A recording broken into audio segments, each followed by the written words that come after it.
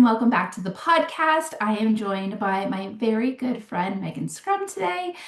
Meghan, I feel like I was trying to think of this morning, how many years I've actually known you.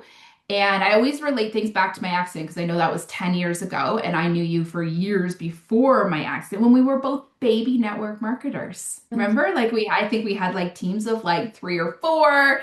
We were at the very beginning. So I'm super excited to have you on today because your journey is like I've been watching it for years, and everything that you've done and you've built, it just seems so natural. And so I'm going to tell you're a certified holistic nutritionist now, Mhm. plus a registered social worker, which I think is really cool how you're weaving both of those in. Mhm. But I'm going to hand over the reins for you to just kind of give us a little bit of an intro and tell us what a little bit about your business right now. Sure, yeah. So I'll give you a bit of a background. First of all, thanks for having me, Lori. I'm so Yeah, excited to be anytime. here. I started off way back when as a social worker, and that's where I did my education and I worked in the field for 4 years, 4.5 years, and then I had kids. And then I wanted to make sure that I was more available for my kids. So for me and for our life, it made sense, and I Well, wanted and to. your husband like not traveled, but like he commuted to He did. work. So like there was Yes. that component in there too. Exactly. So it was like, okay, he's gone before the kids even wake up in the morning. If I'm working a 9 to 5, guess who's calling in sick every day? Guess who's dealing with that, right? So we made the decision that, you know what, it was better for one of us to be more flexible. And I was so happy to be able to stay home. So I stayed home, but then I started realizing that I needed more than just being home all the time. So I got into network marketing completely on a whim, no background in that, no background in sales. Never grew up in a house that had parties or any of those, like network marketing parties, any of those things. So it was completely foreign to me, but I fell into it. I fell in love with it, and I loved more than anything the community and the social, to be honest. The Mhm. product's fantastic, but it was more than that for me. It was giving me a different sense of purpose. So I did that for 10 years, and I'm still very, very actively doing that. But then my kids got older and they got back into school, and my life changed. And I grew into a new phase of a woman, and I decided I needed to pursue a passion that I always was really interested in, which was nutrition. So when I turned 40, went back to school full time, Oh, got that's my when all the things change when you yep. turn 40. Everything happens at 40. And yeah, and then I got a diploma in holistic nutrition. And then through that journey, which was a year, through that journey, I really started to realize, oh my goodness, like health in general is so much more than just what we put in our body. So much is truly about our stress and about how we manage stress and how we deal with burnout and all those things that I was like, this is 100% very intertwined with social work. So at that point, I was like, I need to do both. I need to get back into social work. I need to do counseling. And that's kind of where I Find that landed. so interesting because like I remember watching your nutrition journey, and we're going to talk about that because I think you did a really good job leading, like sharing the behind the scenes of that. And I think it really set you up in business for people just, I think I was even asking you, okay, when are you going to start offering things? Mhm. But like I love that you decided to tackle both Mhm. and like how they actually do make sense together. For sure. It's so connected, truly, truly. Like health is so, so, so connected between our sleep and our stress and what we eat and how we move. So that it really is a disservice to just focus on one. Mhm. So yeah, so I've launched my business and I do, private counseling, either nutrition or social work, where I do more like lifestyle stuff. And then I do group education and corporate wellness. So. Mhm. You do a lot of, yeah, you do a lot of talks with corporations, right? Mhm. Yeah, yeah. So I'll go, like, companies will hire me and I'll go in and talk about a gamut of different things from menopause, nutrition through menopause, through caregiver support. So helping caregivers to how they can support themselves while they're providing care for somebody else. Mhm. While the return to work is a big stressor for a lot of people. So we talk about that, talk about even how allies can support their women in their lives going through menopause, whether it's employees or whether it's family, friends, parents. How can they support someone? going through the Yeah. menopause transition. Hmm. Yeah, it's interesting. Like, I feel like I was at this dinner with a bunch of women last night, a networking dinner, and that was one of the conversations is that a lot of women are in a stage where they're going through a lot of transitions, but they've also now become the caregiver for their parents. So they're even more pulled on.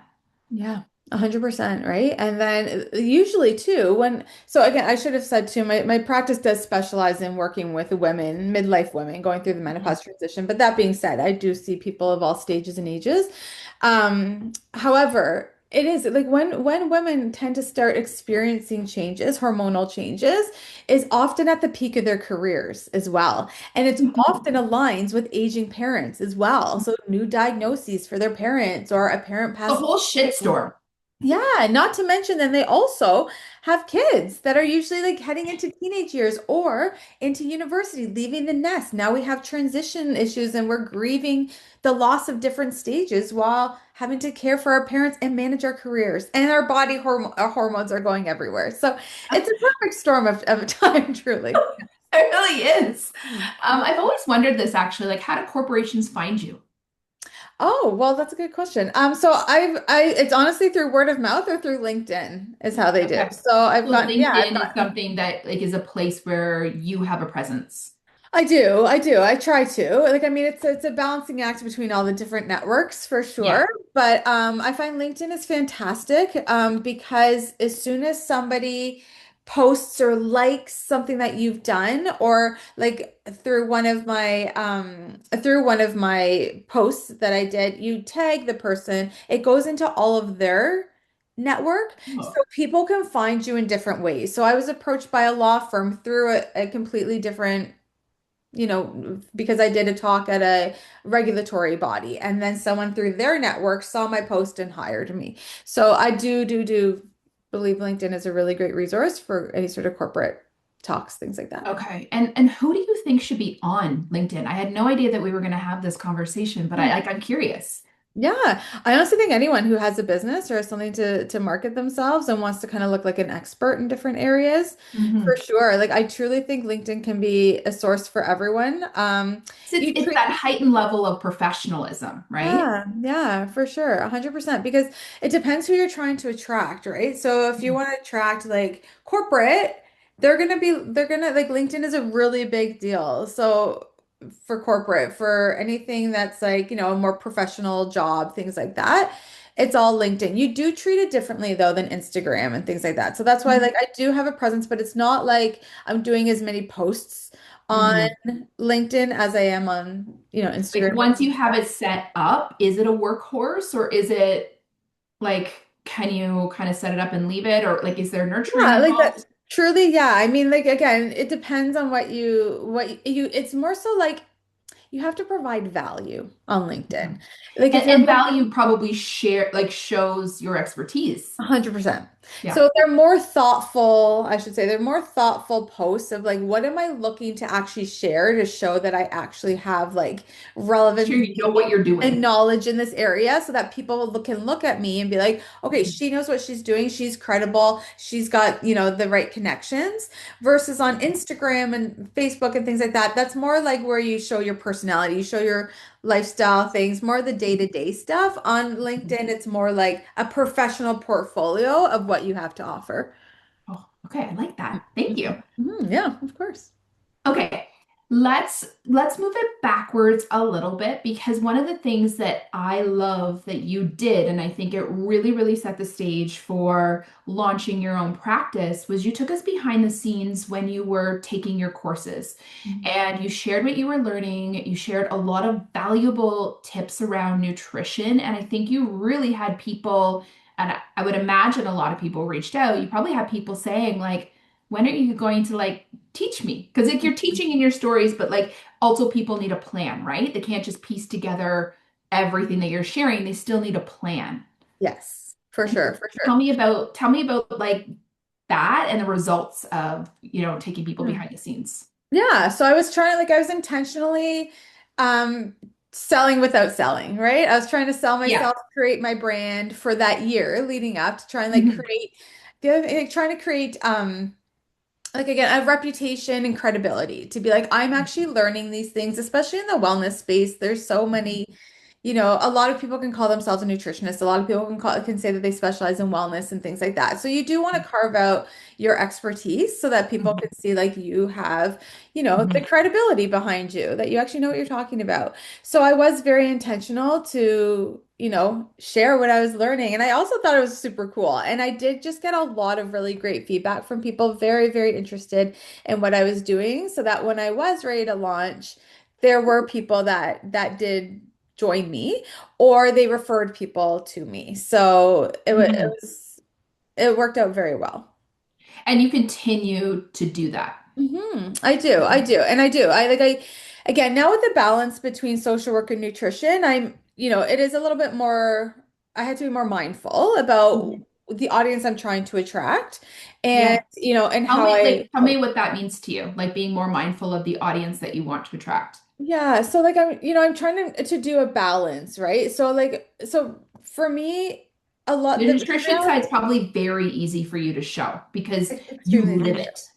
It is extremely easy to show. The only caveat I'll say with the nutrition thing is that money right now comes down to the thing for a lot of people. And a lot of Mhm. people are going to choose where they're going to spend their money. And because I'm a registered social worker, people often have benefits. Mhm. So, So whereas it maybe doesn't create that financial barrier.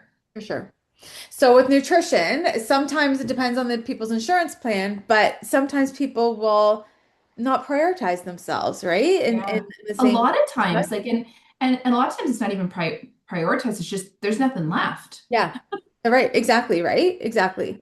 So, I'm careful because there have been times that, people want my services until they find out that it's not covered by benefits or it's not covered or whatever. So, so that's where I'm like, okay, I want to make sure that I'm then, That you're providing a also, service that people yes. can use benefits for and make it more accessible to people. So Hmm. that's why I would say that in my stories, I focus more on like nutrition and more like lifestyle things. But in my posts that are living there, it has taken more of a mental health slant because Hmm. again, it's so interconnected. I feel like I can do Hmm. both. Yeah. But my goal is always to teach people. My goal is always to give people tools in whatever I'm posting. So I'm not just necessarily posting, a photo of my food. I'm explaining why I'm eating that or, what it's doing for you, that kind of thing. And same Yeah, thing you're with just a another. natural teacher. Yeah, like Like, really, really yeah. are.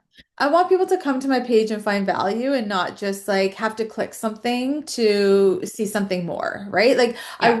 I want to build the trust with them that I'm not always trying to sell them something. I'm actually just offering them tips. And then, through that I want them to spread my name. Yeah. Yeah, Well, like and I yeah. think at the end of the day, what people can get really afraid of or nervous of is that they're going to share so much Mhm. that people won't be able to buy. Yeah. But the truth is like people still need a plan. And Mhm. they can't really create their own plan, even though you share oodles and oodles of Mhm. value. Oh yeah. Your brain, because I'm assuming each person you work with is unique. Yes, It like 100%. they can't they still need you. You're still that 100%. tool. Yeah, 100%. And even in like the chat GPT era and things like that, that people think Mhm. that they can go on and do, that's a great starting point. And like all these pages, all the information you're gathering is a great starting point. But the reality is it only goes so far. Oftentimes people need the accountability, they need Yeah. the education, they need the specialized plans, like you're saying. They need that Yeah. this is, I'm not fitting into a box. I need some extra support here or I need someone that I know is gonna kind of be on top of me, that I'm actually Yeah. gonna show up and I'm gonna actually do the hard work because And it's hard sometimes work. by people even just, actually signing up for something, they hold themselves to a higher level of accountability, 100%. like more intentional. Yeah, as soon as they've invested in something, then they're like, well, I'm gonna do it now. Hmm. Hmm. Hmm. One of the things that I assume worked really well, but you can tell me, is when you launched, you started out by doing kind of group programs. I can't remember what it was called. You can tell me, but was that a really good way to kind of offer a lower price point for people, but still build your business? Because I mean, one to many is always a smart business strategy. Yeah, huge. And I absolutely like I love running group workshops. So yeah, I did like a 5 week menopause masterclass and I've Mhm. run that I believe 3 times now. Mhm. And it's been great because again, you can reach people anywhere and everywhere. So, Yeah. again, sometimes we're bound again, even with my nutrition certification you still have to watch with legalities, right? I So imagine. you're bound by province for different things as well for like one-on-one support. Oh, okay. Yeah. So when you do, and social work is the exact same thing. I can only see clients in Ontario right now. So Okay. the thing about group education is you're providing group education. You're not bound by anywhere. You can go US, Right. Canada, all Because this. there's no one-on-one component, is That's that right. why? It's not Oh, one-on-one. It's education, right? So it's yeah. like generalized education. I'm not providing specific care plans for people and things like that. Mhm. So it's truly just a great way to reach a wide variety of people. Mhm. Once you create your work, your slides, it's just a matter Mhm. of tweaking as you go.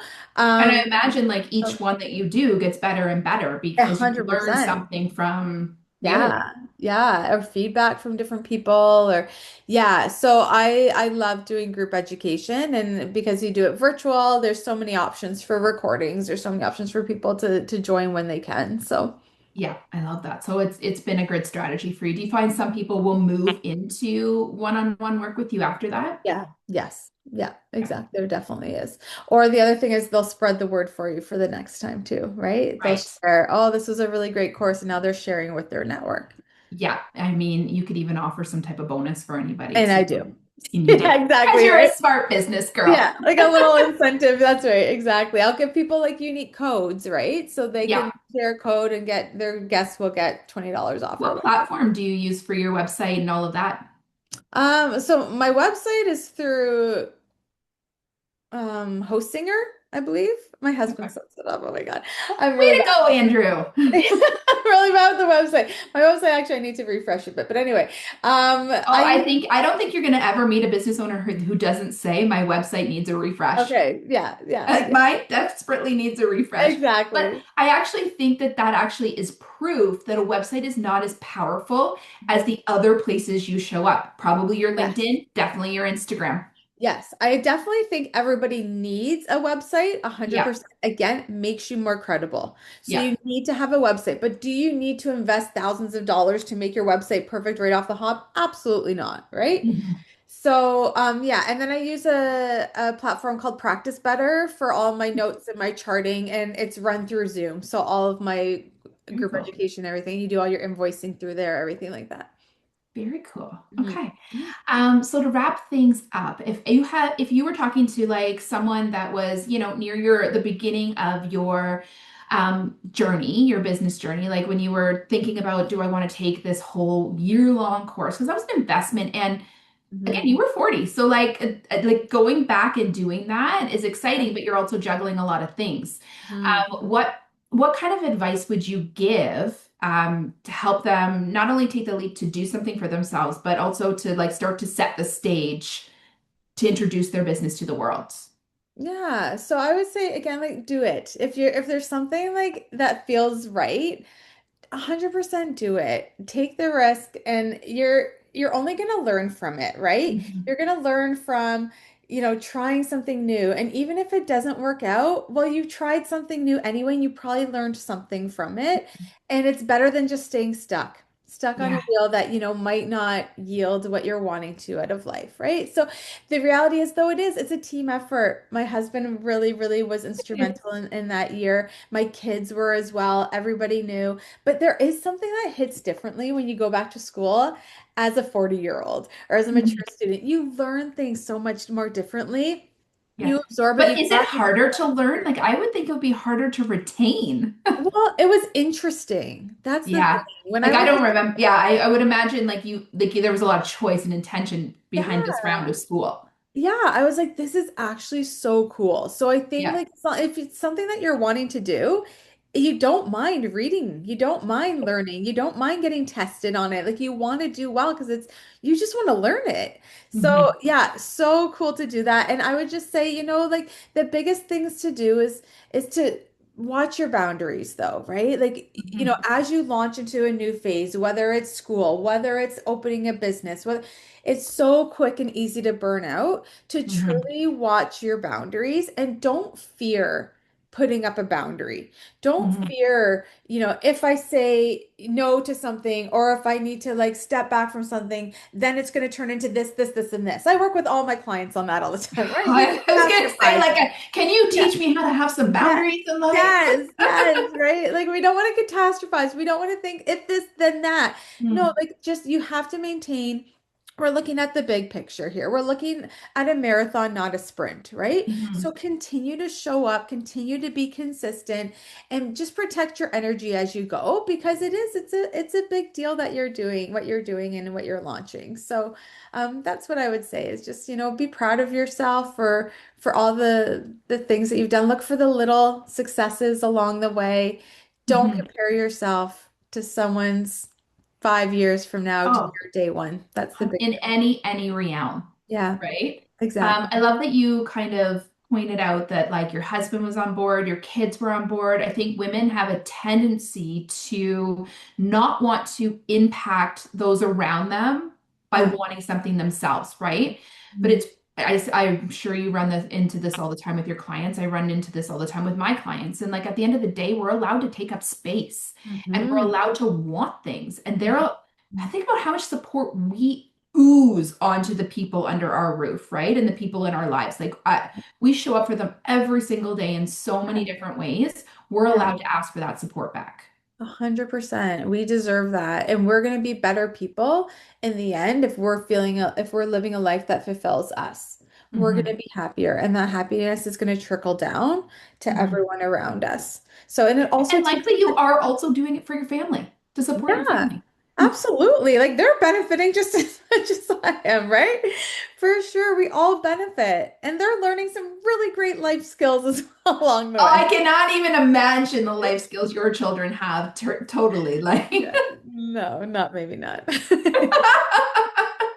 We're all doing our best.